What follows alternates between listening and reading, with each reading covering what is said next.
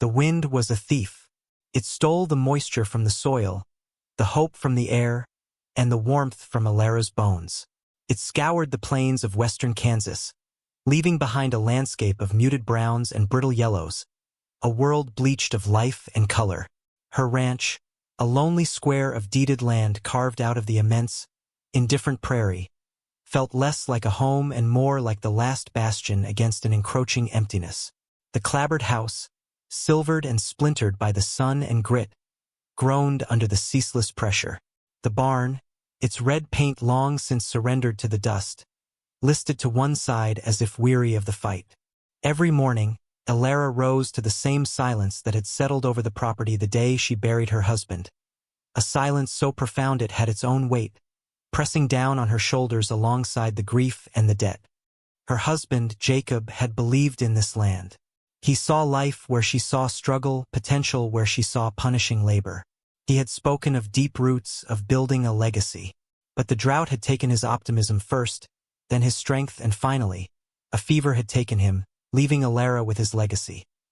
A failing well, 24 lean cattle, and the predatory gaze of Silas Croft, whose sprawling empire of a ranch bordered her on 3 sides. Croft saw her not as a neighbor but as an obstacle, a stubborn little island in the path of his manifest destiny. His offers to buy her out had started as neighborly, then turned condescending, and had lately curdled into something that felt unnervously like a threat.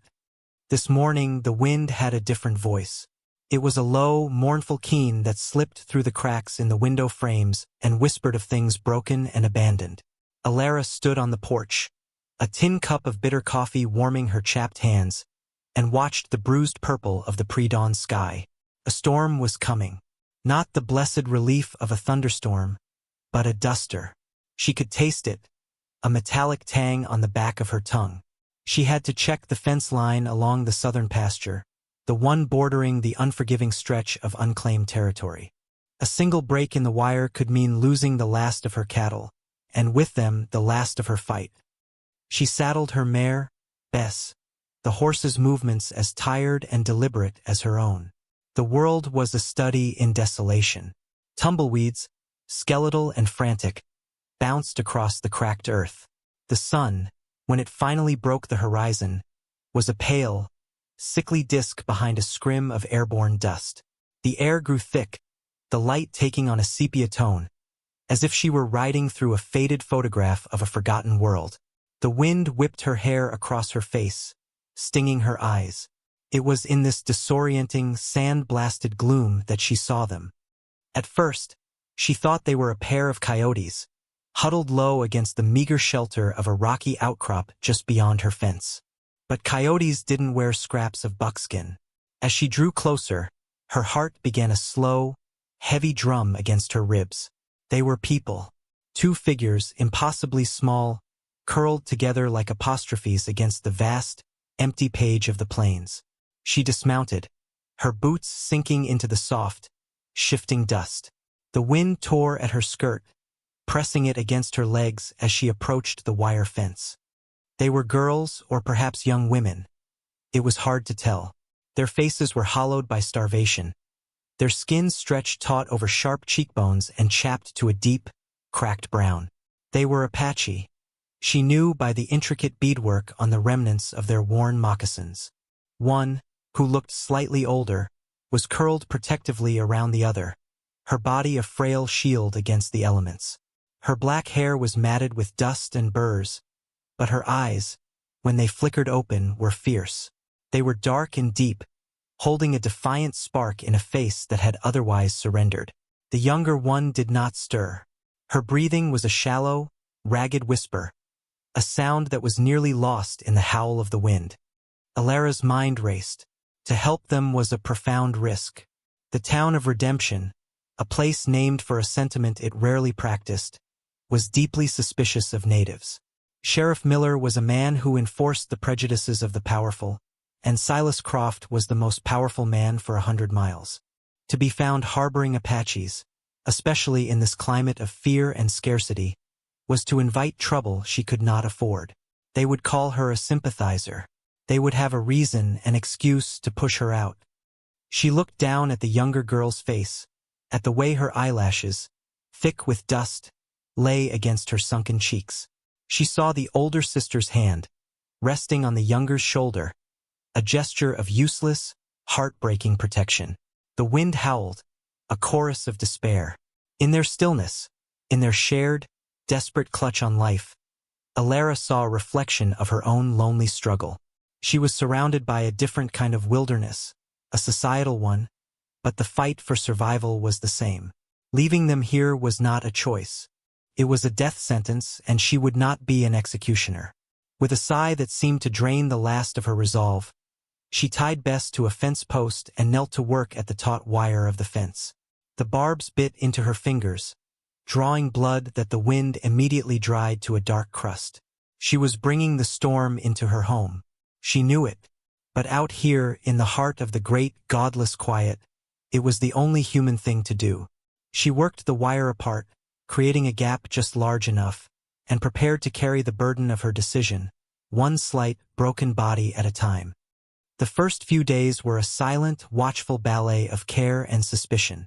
Alara carried the two sisters back to the house, their combined weight less than a single sack of feed. The younger one, whose name she would later learn was Sharon, was consumed by a fever that left her shivering and delirious. The older sister, Nita, refused to be separated from her. She sat on a stool by the small cot Alara had set up in the corner of the main room, her back ramrod straight, her gaze fixed on her sister's face. She accepted the water Alara offered but refused food, her pride a formidable fortress.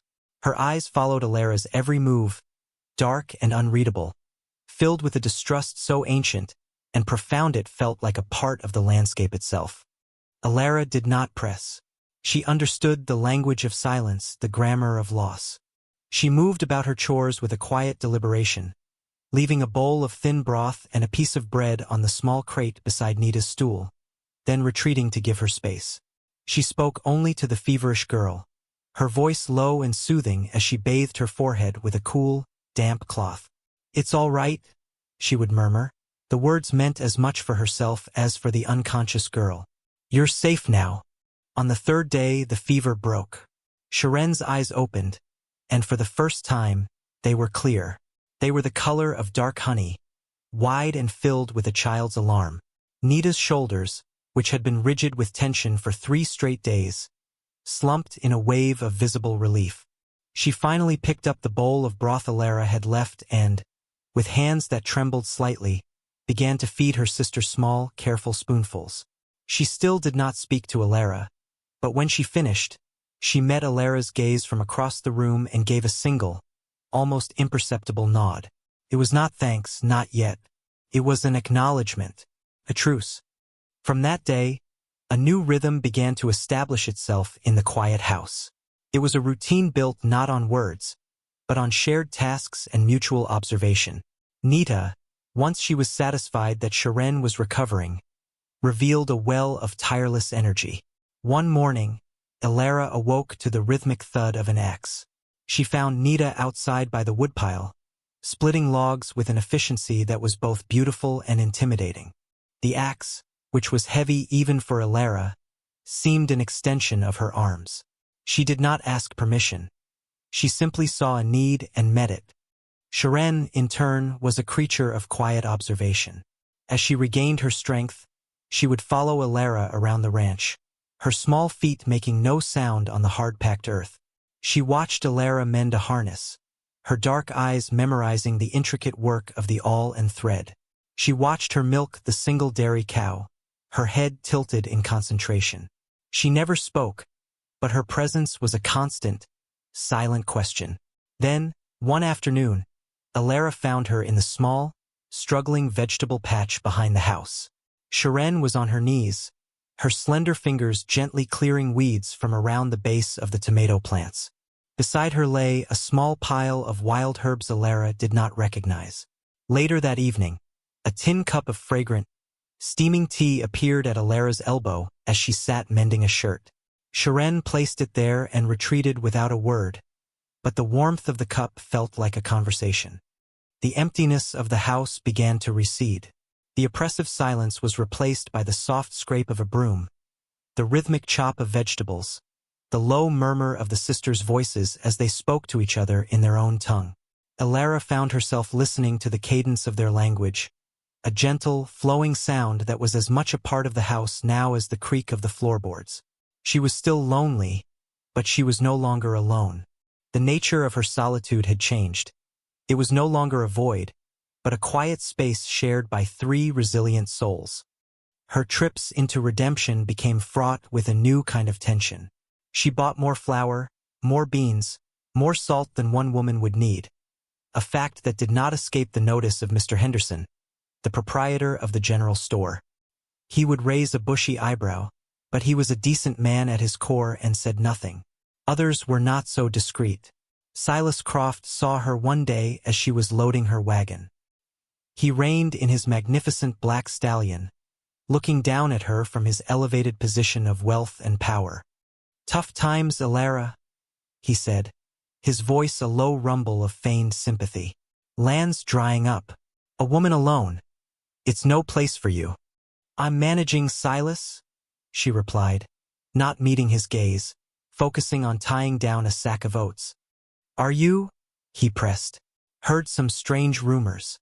Folks saying you've taken in strays." His eyes, the color of faded denim, were hard and searching. Elara's heart hammered against her ribs. She straightened up slowly, forcing herself to look at him. "My business is my own. This ranch is my own." He smiled, a cold, thin-lipped expression that did not reach his eyes. "For now," he said, before spurring his horse and riding away, leaving a cloud of dust and dread in his wake. That evening, the atmosphere in the cabin was heavy. The sisters could sense her unease. As she sat staring into the fire, Nita came and placed another log on the flames. The simple, domestic act was one of solidarity. Sharon sat on the floor nearby, carefully braiding a length of horsehair she had collected, her fingers moving with deft precision. In their silent, steadfast presence, Elara found a sliver of courage. Croft and the town could whisper and threaten, but here, within these four walls, they had built something quiet and strong. It was a fragile shelter, perhaps, but it was theirs. They were three solitary figures who, by the strange calculus of hardship, had begun to form a single, unbroken line against the encroaching darkness. The trust between them was not spoken, but lived. It was in the shared bread, the mended fence, the warm cup of tea. It was a language more honest and binding than any oath. The first hint of real trouble came not from Silas Croft's threats, but from the creek. The narrow ribbon of water that snaked through the northeast corner of Elara's property was her lifeblood, a far more reliable source than the temperamental well near the house. For generations, it had run clear and steady, a promise kept by the distant mountains. But one morning in late summer, Elara found it diminished, a shallow, muddy trickle where a brisk current should have been. Her cattle stood forlornly on the bank, lowing with distress. She followed the creek bed upstream, a knot of dread tightening in her stomach. The land here belonged to Croft. As she neared his property line, the reason for the dying creek became brutally clear. A new, crudely constructed dam of earth and rock choked the waterway, diverting the flow into a holding pond on Croft's side of the fence. He was starving her out, not with threats, but with thirst. It was a declaration of war, silent and absolute. For a week, Elara hauled water from the failing well, 2 heavy buckets at a time, her shoulders screaming in protest. It was a losing battle. The cattle grew thinner, their hides dull, their eyes pleading. The vegetable patch withered under the relentless sun. Desperation settled over the ranch like a fever. She knew she would have to confront him, a prospect that filled her with a cold, hollow fear. The sisters watched her, their faces grim. They understood the meaning of the dry creek bed. They had lived their lives by the whims of water and the cruelty of powerful men. One evening, Nita approached Elara as she slumped, exhausted, on the porch steps. She held out a hand, palm up. In it lay 3 perfectly crafted arrows, their flint heads chipped to a lethal sharpness. Her other hand held a short, powerful-looking bow made of Osage orange wood. She had made them in secret, in the quiet moments of the past weeks. She said nothing, but her message was unmistakable. We will not surrender. The confrontation came 2 days later. Alara saw the dust cloud on the horizon long before she could make out the riders. It was Croft, flanked by 2 of his hired hands. Men with mean, narrow eyes and guns strapped low on their hips. They rode directly up to the house, their horses trampling what was left of Sharen's garden. Alara met them on the porch, her old shotgun held loosely in her hands. It was heavy and unfamiliar, but it was all she had. "Alara," Croft boomed, dismounting. He didn't bother to hide the sneer on his face. "I've come to make you a final offer. A generous one, considering your circumstances." He gestured to the parched land around them. "You can't win. Sell to me. Take the money and go back east where you belong." "This is where I belong, Silas," Alara said, her voice steadier than she felt. "And you're stealing my water. Take down that dam." Croft laughed, a harsh, ugly sound. "That creek originates on my land. The water is mine to do with as I please. Just like this valley will be." He took a step toward the porch, his hand resting on the butt of his pistol. "Now, are you going to be sensible, or am I going to have to deal with the squatters you're hiding in there first? The sheriff is very interested to hear about them." He took another step. The screen door behind Alara creaked open. Nita stepped out, silent as a shadow. She held the bow, an arrow knocked and aimed not at Croft's chest, but at the face of the man on his right. Her expression was a mask of cold fury, her entire body radiating a lethal stillness. She was no longer just a small, quiet woman. She was a warrior, ancient and formidable. The hired hand's eyes widened, his bravado evaporating. From the other side of the house, a small stone whizzed through the air with incredible speed and accuracy, striking the wrist of the second hired hand, the one whose hand had been straying toward his gun. He yelped in pain, shaking his stinging fingers. Sharen emerged from behind the rain barrel, another smooth, round stone already fitted into the sling she held. Her face was pale, but her eyes, those honey-colored eyes, were filled with a fire Alara had never seen. Croft froze, his gaze darting from Nita's unwavering aim to Sharen's ready sling. He looked at Alara, at the shotgun she now held leveled at his gut. He was a bully and a coward, accustomed to victims, not resistance. He had expected a lone, weeping woman, easily intimidated. He had not anticipated this silent, deadly trinity. The air crackled with a tension thicker than the dust. The only sounds were the nervous stamp of a horse and the low, ever-present moan of the wind. He had miscalculated badly. A shootout would be messy, and even if he won, a dead woman and 2 dead Apache girls on his hands would bring questions, the kind that even his money might not be able to answer easily. Humiliation warred with prudence on his face. "This isn't over," he snarled, his voice losing its confident boom. He backed away slowly, his hands held slightly out from his sides. He climbed back onto his horse, his movements stiff with fury. He glared at the 3 of them, a silent promise of future retribution in his eyes, before wheeling his horse around and galloping away, his men scrambling to follow.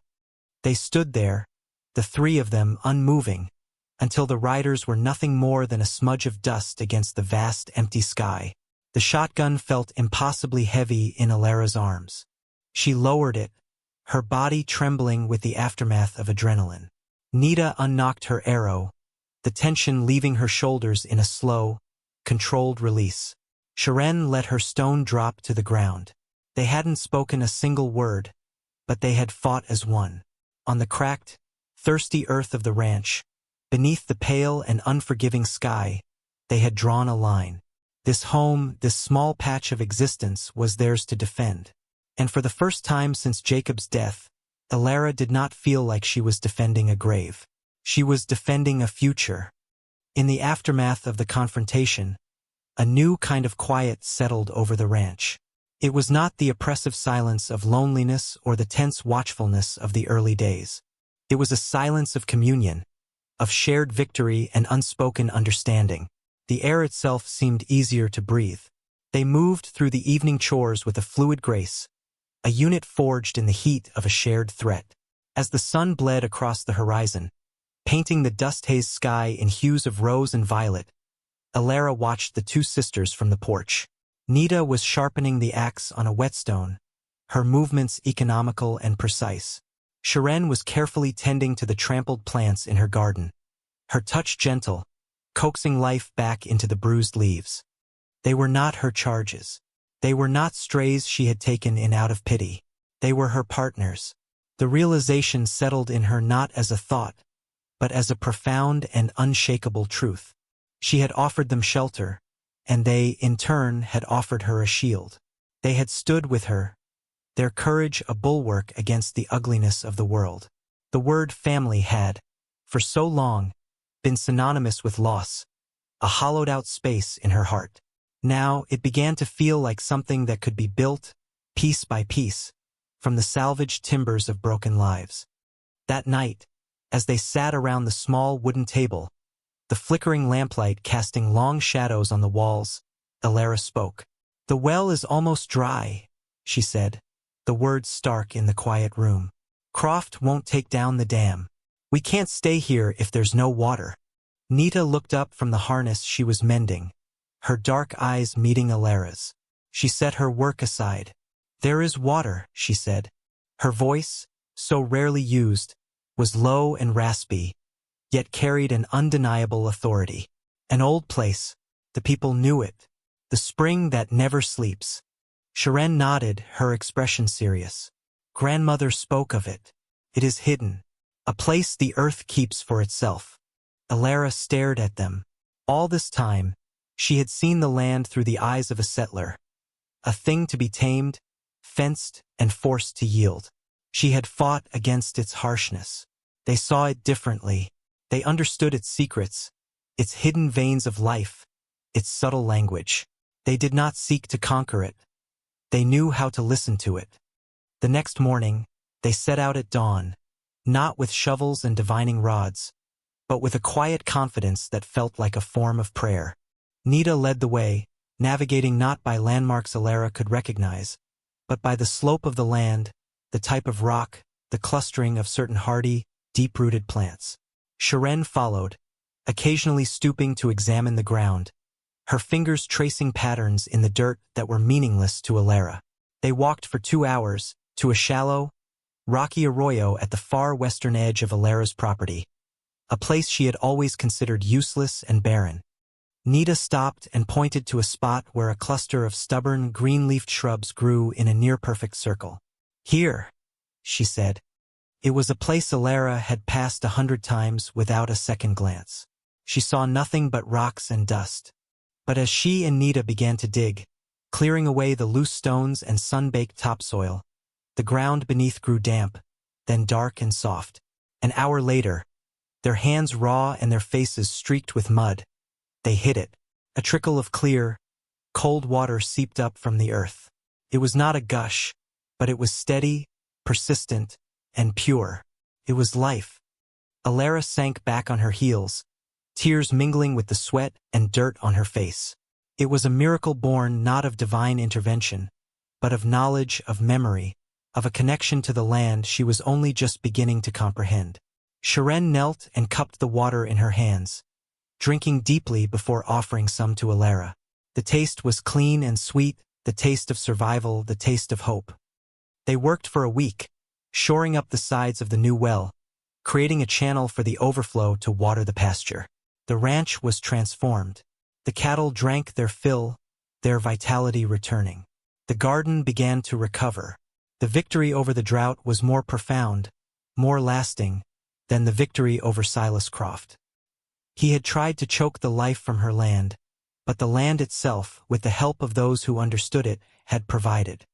One evening, Alara took down the old, leather-bound ledger where Jacob had kept the ranch's accounts. She turned to a fresh page. At the top, she did not write her name alone. She carefully wrote, Blackwood Creek Ranch. Proprietors Alara, Nita, Sharon. She showed the book to Nita, pointing to the names. Nita studied the page for a long moment. A slow, small smile, the first Alara had ever truly seen, touched her lips. She nodded once, a gesture of deep, final acceptance. The title she had inherited from her husband, the one the town used, no longer fit. This was not Alara's ranch. It was theirs. They had saved it, and in doing so, they had saved each other. The world outside their fence line was still harsh and full of men like Croft. The winters would be hard, the work endless. But the crushing weight of solitude was gone, replaced by the quiet strength of partnership. They were three women from different worlds, bound by a shared resilience. Looking out from her porch at the two figures moving with purpose in the fading light, Alara understood. They hadn't refused to leave. They had chosen to stay. They had chosen to build a home in the heart of the great, unforgiving emptiness, and together, they were filling it with life. The wind still blew, but it no longer sounded like a thief. Sounded like a song.